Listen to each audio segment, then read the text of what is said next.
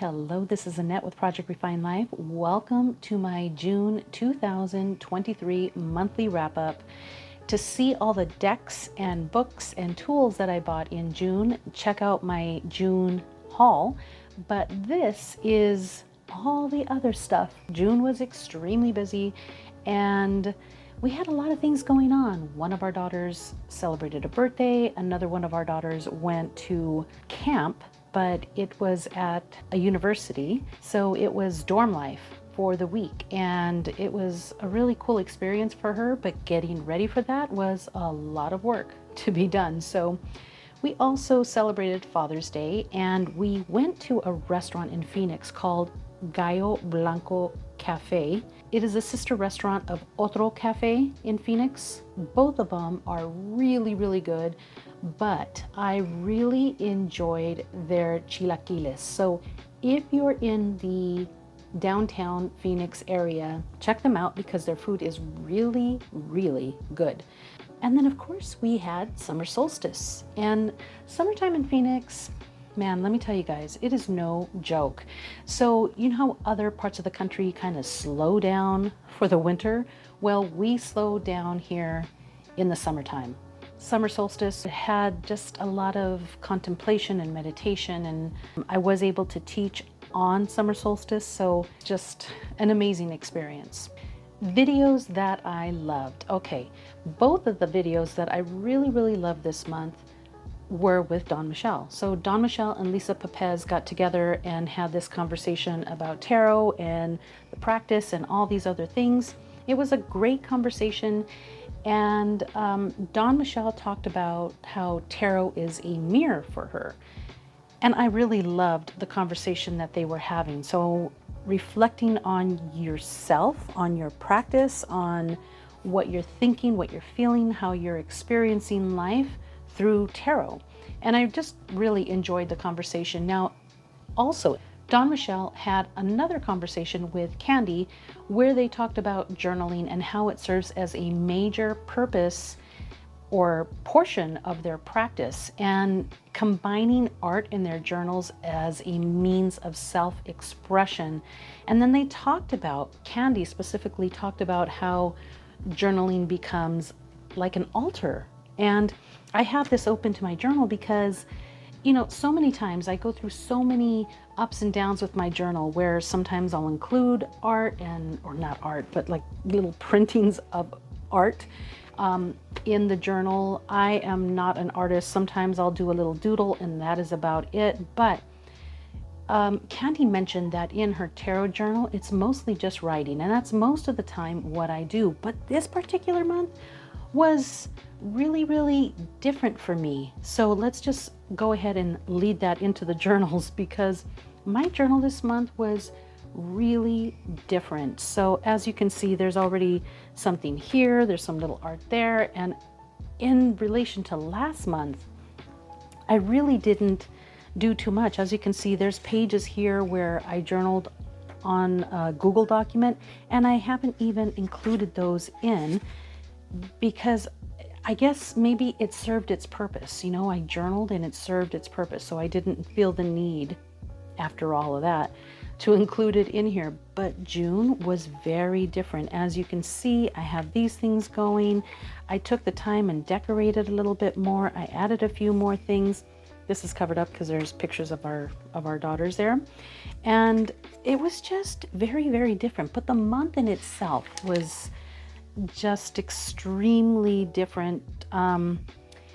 You know, I always include something when it comes to solstice or something like that, and talking about my practice and everything else. And summer solstice, I didn't even pull any cards because I was just reflecting on the readings from a couple of days before, and the fact that we experienced this phenomenal thing here with the Schumann resonance, where it was at 190. If you're not familiar with the Schumann resonance, you might want to take a look at that. But just an amazing month this time within my journal. I even included, as you can see, these little printouts, and those printouts are from this calendar book, and this is from the maker of the Tarot Yohali Iteka, but this follows the 260-day calendar system where it talks about the energies of each day. So what I have been doing is just including like an overall synopsis of like 20-day period in the journal, in my journal. So I just copy this, put it in there, and then that gives me something to follow and see any highlighted days that I need to be paying attention to. So I've really enjoyed that practice. And then also, you may see little pictures from this book right here, which is the Seasonal Soul. And I believe that the creator, was the Inner Hue Tarot. If I'm mistaken, I will put the correct name on the bottom here.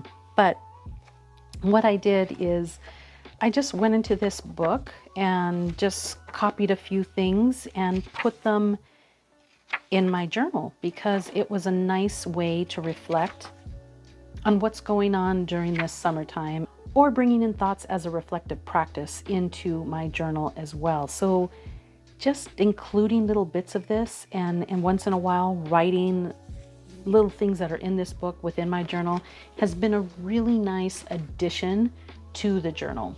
And you know, speaking of the journal becoming an altar or being an altar, I don't know if you're familiar with it or not, but if you go onto Instagram, go to journal.as.altar, and she has a fantastic Instagram page. She is also on Substack, so I'll include all the links below. But she is very into the idea that your journal is in fact an altar. It is a portal. That's her other tag for Substack, is that this page is a portal or something like that. But it is like, this is where we dump our reflections. This is where we dump our feelings. This is where we highlight our celebrations. So it is a portal, a way of stepping into something different or tapping into what's being felt but not talked about. And I love my journal. I love journaling. Even if it's not pretty, even if it's not the best presented journal, I love journaling because it is very much a part of who I am and how I connect with myself. I read one book this month. Actually, I finished this book this month, and this is You Are the Medicine by Asha Frost. This book offers healings and teachings for each of the 13 moons. And as you can see, there's little tabs all over the place. There's highlighting all over the place. I really enjoyed this book. Each chapter offers a little, so chapter 1 is just, an understanding of the overall book. But in each chapter, it covers one of the 13 moons. And she starts it off with discussing like a brief description of the moon. And then she goes into the legend, which is the storytelling that goes along with that moon. From there, she offers several ways to connect with that moon through animal, through plant, and through spirit, which is really, really fantastic. I love the way that she did that.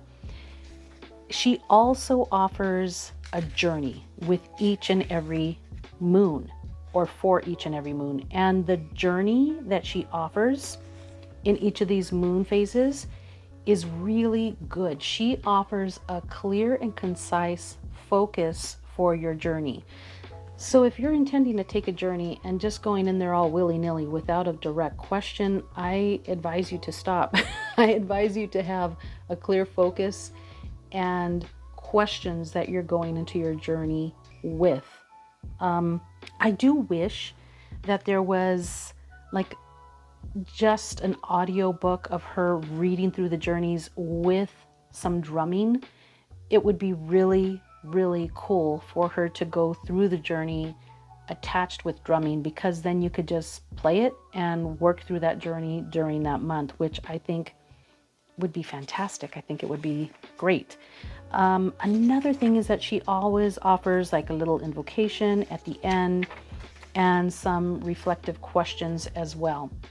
Now, I think the book is very well written. I love the way that she taps into each and every energy of the moon.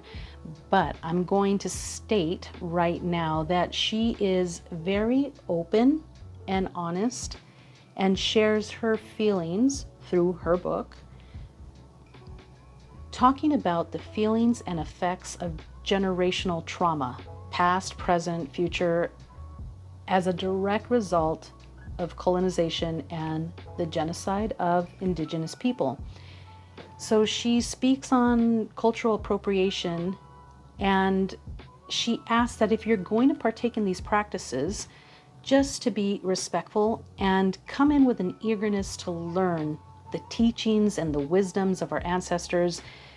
But she's open and honest, and she doesn't speak with an ill manner. However, I'm going to state it right now. If you're of European descent, this might not resonate with you. It might, or you might feel triggered.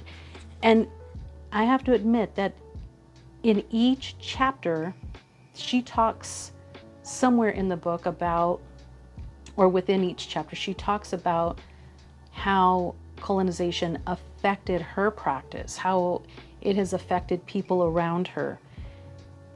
And at a certain point, I remember, I would say it was like in month 7 or chapter 8, that I was like, okay, could we just stop and just get to the other part of it? I totally get it, but I understand why she's doing it. I totally get it, and I do appreciate it, and it is something that needs to be discussed.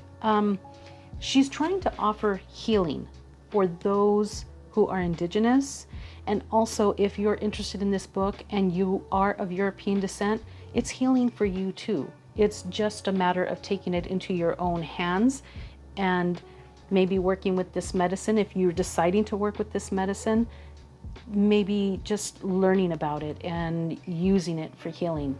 These are the decks that I used the most throughout the month. So we have the Earth Magic Tarot and the Jade Oracle. And I use these a lot when I was reading Asha's book. And I did feel some healing and just tapping into the wisdom of my ancestors. And everything on these cards has a deeper meaning on both of these decks. So this one is filled with symbology and a lot of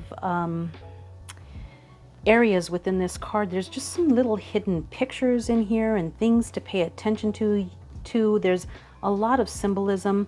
And the same thing here with the Jade Oracle. Now, if you read the guidebook for the Jade Oracle, it is a little short.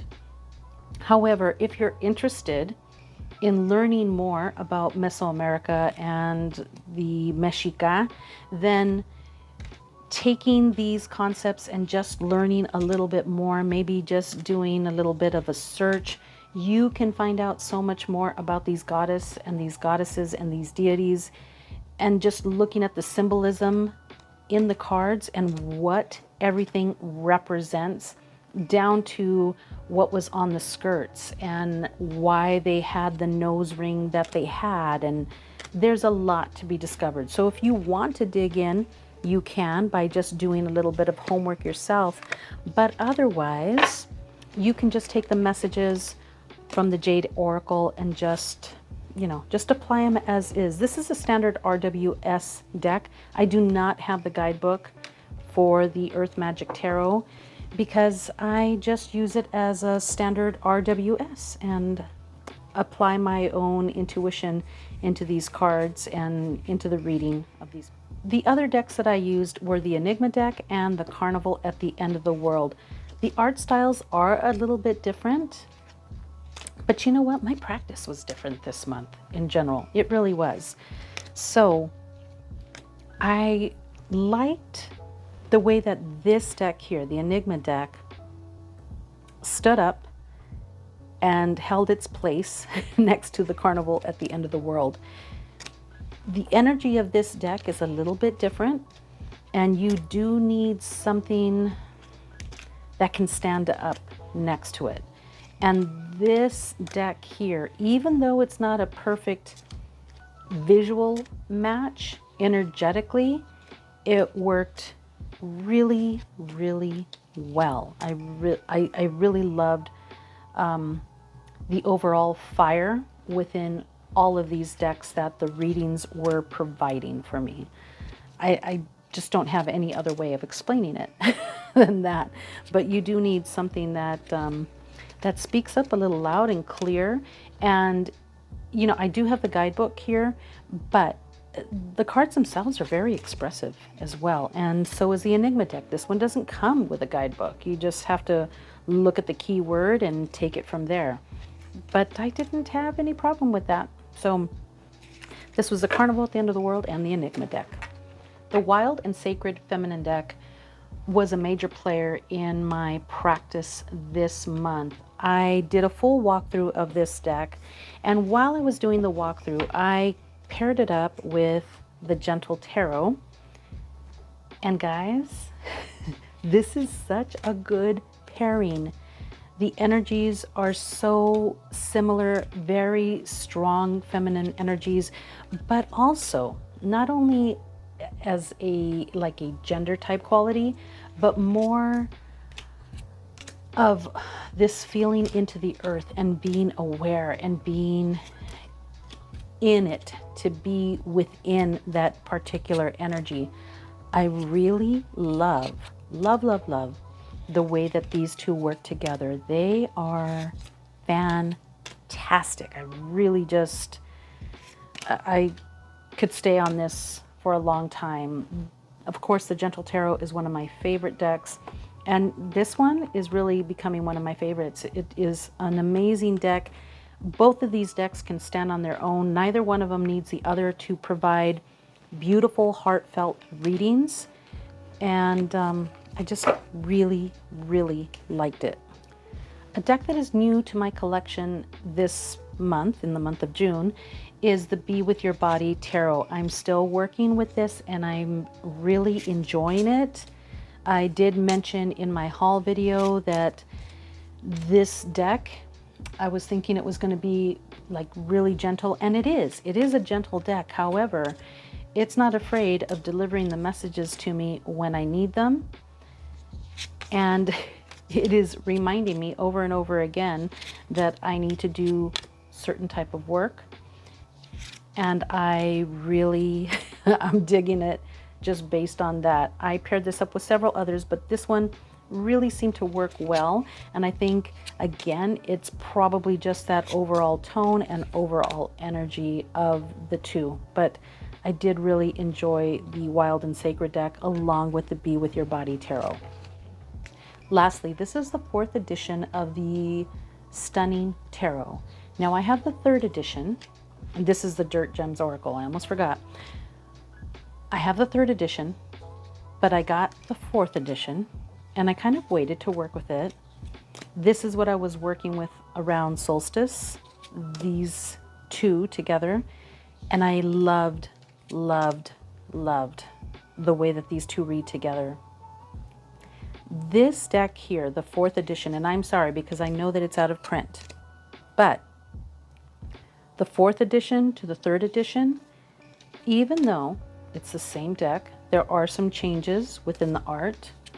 I don't know if it is the format of the cards, but it feels completely different. Energetically, it just feels like another deck. It doesn't even feel the same as the 3rd edition.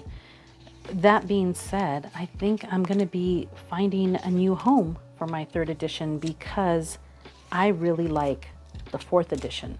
This one is really blowing me away. I really like this. I enjoyed the 3rd edition, but this one is completely different, and I really loved pairing it up with the Dirt Gems. This, again, is one of my favorite decks, and coming out as a mass market deck. So that's pretty cool. That way everybody can get a hold of the Dirt Gems because it's a fantastic deck. I love the way that it speaks on an energetic level about the plants and how they help you, how they guide you, and what they do for you energetically. Not as far as healing so much, but energetically.